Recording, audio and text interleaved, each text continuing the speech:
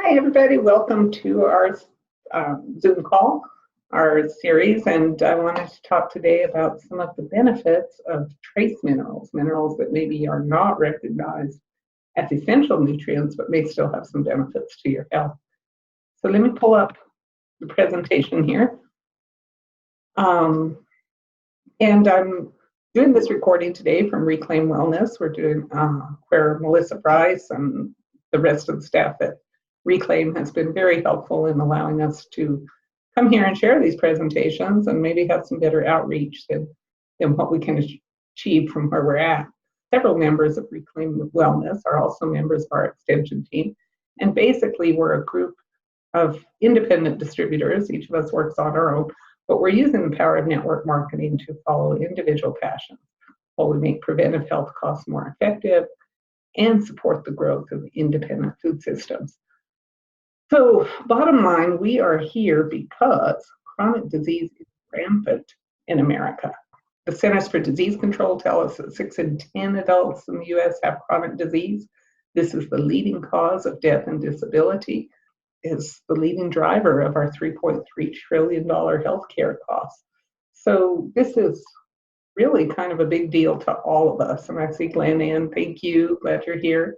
If we're going to do something about these healthcare costs, we need to kind of get to the roots of this. And we hear a lot of talk about moving beyond symptoms and getting to the core of disease, but we've missed some of the fundamentals about what that core actually looks like. If you look at piles and piles of data on healthcare, what it usually boils down to is that lifestyle risks like tobacco, alcohol, and poor nutrition are the drivers of things like diabetes, heart disease, cancer, and chronic disease. Now, I've done a recent presentation earlier this summer. We talked about minerals for health, and in there we went into a lot of details about why key minerals are missing from our food. It has to do with the way the food is grown, the way it's processed, the way it's packaged and delivered. All these things contribute to the loss of minerals from the system. But the problem with this is that mineral elements really form the building blocks of all vitamins, enzymes, and cofactors. They make up our DNA, our proteins, our lipids. They maintain our electrolyte balances. They form catalytic reaction centers of important enzymes. They feed our microbiome. They even sustain our health. Now, many of you haven't seen these periodic tables since you left high school chemistry classes. I'm not going to bury you in lots of chemical equations. I do want you to recognize that we now know of about 102 elements that make up the matter on Earth. These are elements that are found in rocks, they're found in minerals, they're found in soil. Okay? Of these, we know that everything circled in red here is essential to all living cells. I don't care if you're a plant, a microbe, a fungus, a white rhino, or a tiger, you need the elements circled in red. Okay? The green circled elements are among the few that have not been looked at heavily, but we've found some benefits in them. So they're not really recognized as essential, but we know that germanium can have a lot of health benefits. We know that silver can have health benefits. Colloidal silver is a popular supplement found on the shelves of almost any natural food store. New elements are continually being identified as essential. So just because we know that the red circled elements are essential doesn't mean that the others are not. Interestingly, in recent time, we've learned the value of the human microbiome, and while we've devoted a lot of research to understanding what human cells need to be healthy, your microbiome consists of thousands of species, and almost every disease symptom we know can be associated with a nutrient deficiency. We know that hardening of the arteries is associated with deficiencies in calcium, magnesium, selenium, vitamin D, essential fatty acids, and others. Wheezing and shortness of breath, like you find in asthma and COPD, can also be associated with shortages of calcium, magnesium, selenium. Notice this list looks pretty similar, Inflammation in joints, bone spurs, this kind of thing can be associated with deficiencies in calcium, magnesium, selenium, copper, zinc, phosphorus, vitamin D, EFAs, and others. Back pain, low blood sugar, digestive problems, all of these are issues that are found when people are low in some of these mineral nutrients. The mineral elements in our diet originate in soil and water. They get taken up by microbes, they're biochemically modified into organic forms and transferred into plants. And this biochemical modification is important. Okay, this is what distinguishes a mineral from an organic mineral. The mineral by itself is basically a metal ion, and these can be hard to absorb, but they can also be destructive to cells when they are absorbed. What cells do, what microbes in soil do to mitigate the toxicity of these and benefit from the positive benefits the element has to offer is they bind it up in an organic molecule. There are special enzymes that do this. And so now you have a larger molecule, but it's more soluble. It's more able to penetrate the cell, but it's also easier for your body to eliminate. So it's pretty hard to get an overdose of organically bound molecules when you're getting them in a natural form. In the old days, we got ours from plants or from eating the animals that ate the plants. But nowadays, we have lost so many mineral nutrients from our soil that most people need to supplement. And even in an ideal world, it was often hard for people to get all the mineral nutrients they needed from a single site.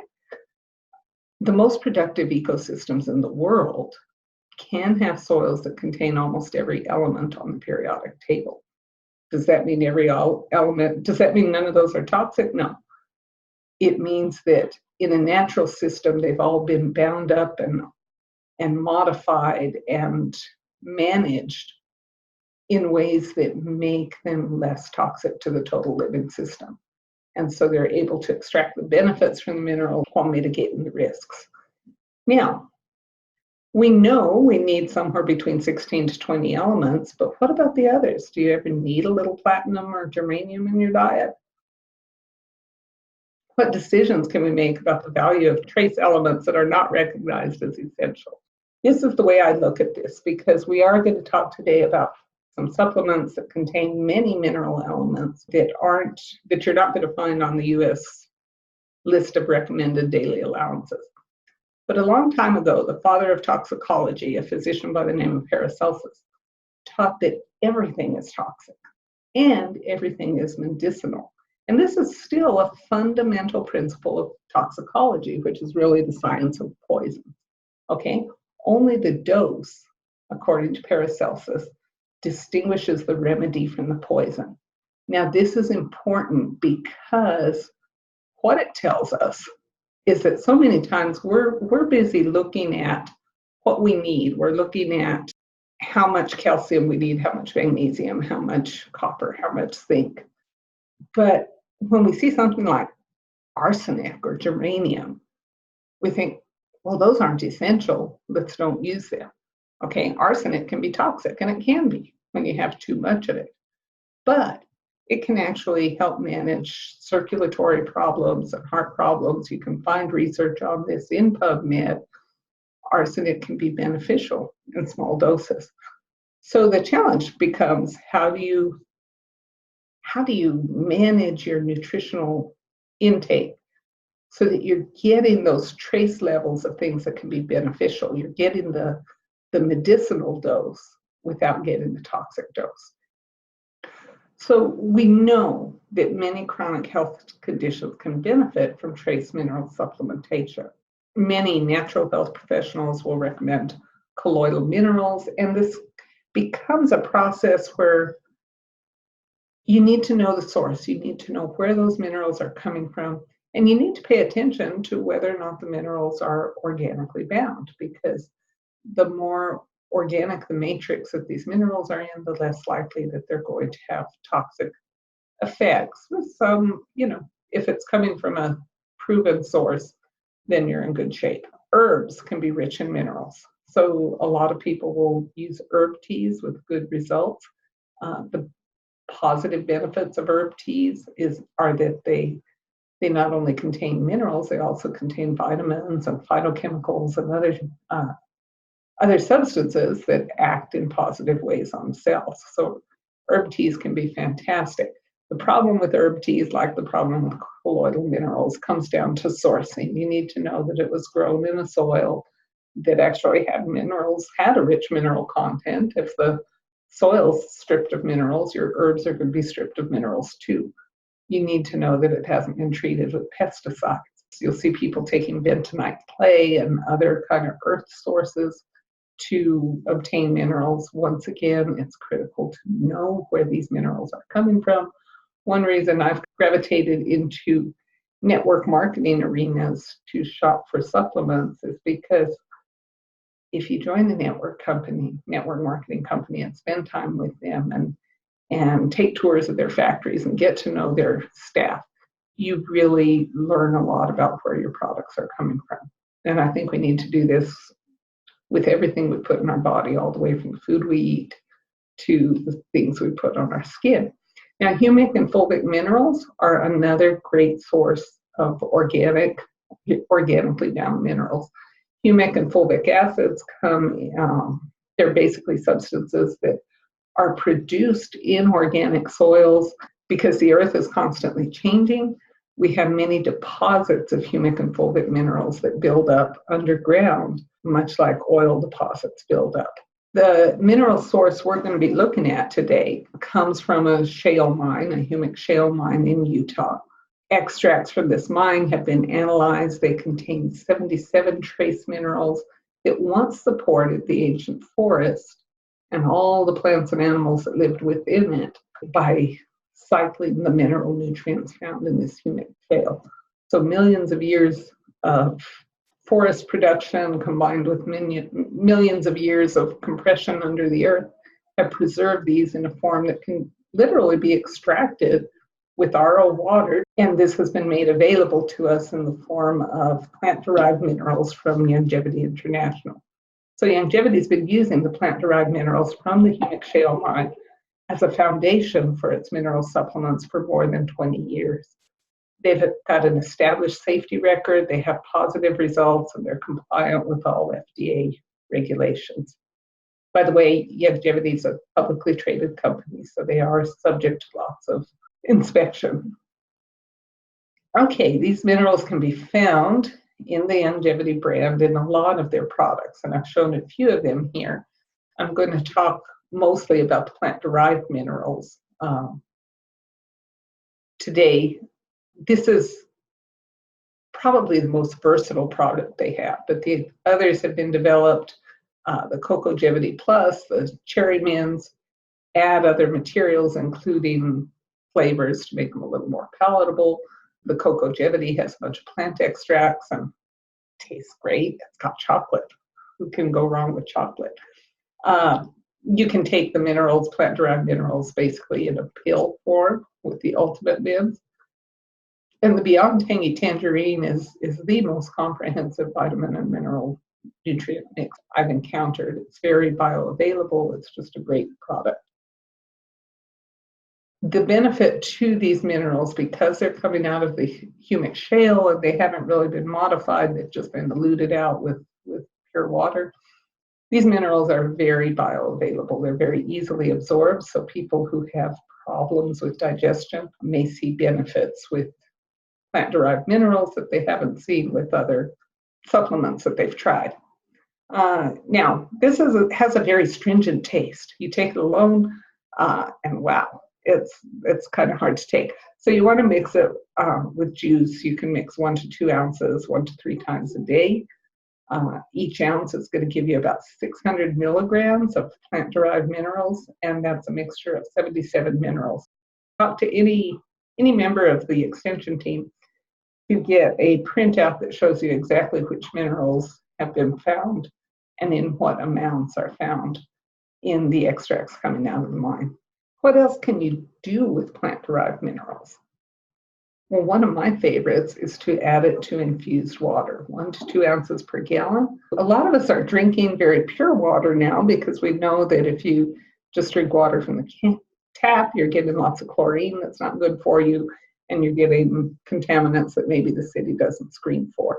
And so with our concerns about keeping water safe, many of us have gone to RO or filtered or highly purified water, and that's an improvement, except that because it's so pure, it's also going to work as a bit of a solvent. It's going to help dissolve the minerals that are already in your cells and pull them out. And so if you add some plant-derived minerals to your water, not only will you be changing that balance so that the minerals go into your cells instead of out of your cells, but you'll find the water actually tastes better and does more to recharge you. When you drink a glass of water, you actually feel better because you're replacing minerals that you've lost. Of course, the fruit in the infused water adds to the flavor and makes it a little bit better, but even just an ounce per gallon of plant-derived minerals in RO water is something I prefer drinking to plain RO water. Now, you can put that same solution, 1 ounce per gallon, in a spray bottle, and you can spray it on your skin to refresh you if you've been out working on a hot day. You come in, you're tired, spray this on your skin. Those minerals that you've been losing through sweat are going to get absorbed right back into your skin from the plant-derived minerals, and you're going to feel refreshed much more quickly than if you just plop down on the couch and eat potato chips. Okay? Overheated pets. Your pets are outside all day. They can get pretty hot and tired. Just spray a little plant-derived minerals on them. They'll feel better. House plants and garden plants love plant-derived minerals. And a lot of times our soils don't always contain everything your plants need. When you spray it directly on the leaves, this is going to help the plants become more resilient, better able to deter pests and disease. It's just a great thing. Plants in nature will absorb minerals from the soil, even minerals that they don't need metabolically, to help with things like pest control. So I've heard a number of people tell me that once they started spraying plant-derived minerals on their houseplants, they quit seeing things like whiteflies and other little pests that used to bother the plants. You can add a teaspoonful to your water bottle. This is great before, during, and after workouts. If you keep that 1 ounce per gallon ratio in mind, you can adjust to a larger or smaller water bottle depending on how much water you're putting in there. Mineral baths, a cup of plant-derived minerals, maybe 10 drops of essential oil. It's going to give you a really refreshing bath for relaxed muscles after a hard workout or a hard day or just to relieve stress.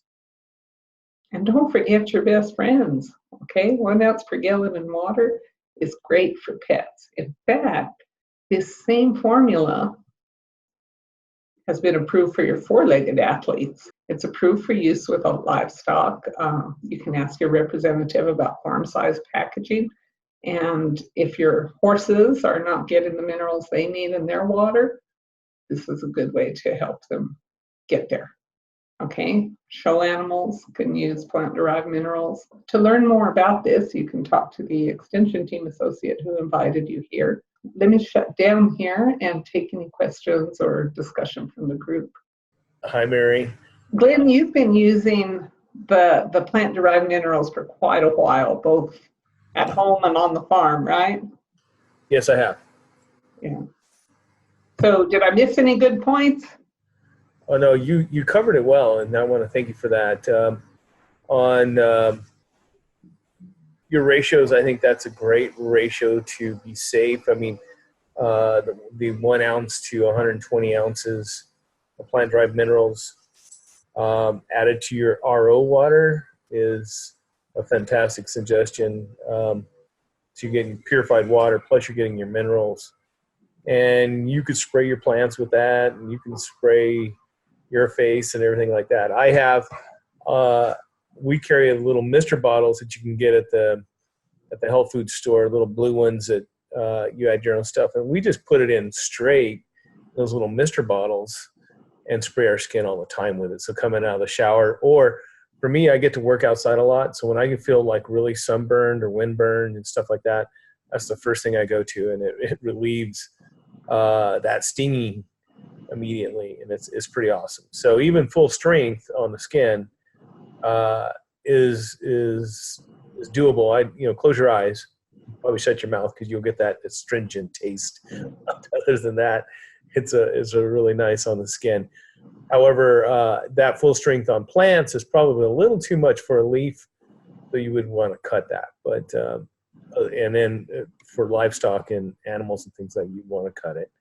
It's like you're drinking it with your infused water scenario. Mm-hmm. But no, it is quite versatile. We use it on all kinds of things, and I use it. I foliar spree feed my plants weekly, and that's part of the mixture I use. Okay, and that's the 1 in 120 dilution. Yeah, I have got the ag strength one, but yeah, it's essentially the same. And the ag version it seems to be a little stronger. I haven't been able, but I think you looked into that once and determined. Yeah, actually, that's the reason I say 1 to 2 ounces per gallon, because the plant-derived minerals as it comes in the bottle is about half the strength of the ag formula, and so you can go as high as double, and one ounce per 60 ounces of water. But I think it's easier just because of the way we size things in the U.S. I think 1 ounce per gallon is easy to remember, or 2 ounces per gallon. Yeah. There's a range, definitely. And I've heard people tell me they use it full strength all the time. I'm more cautious. I dilute it. But I did notice, as far as drinking it, it's got a very stringent taste. It's hard to take. I wouldn't take it straight. Definitely mix it in juice or something. But when I started diluting it to the same concentration that they were recommending for plants, I realized I really like the water better with the plant-derived minerals in it than without. It really kind of helps improve the quality of the water you're drinking. I agree. I think you had one of your products up there. I think it was Chimens. So that is the plant-derived minerals with a cherry flavoring in it. Right. And that's one of my favorite go-to drinks now. I'll just pour a big glass of ice water and throw a couple ounces of cherry mints on top of that. And it's a really refreshing and tasty drink that I enjoy now quite a bit. So I've really increased my dosage of minerals because of that, and I find it refreshing.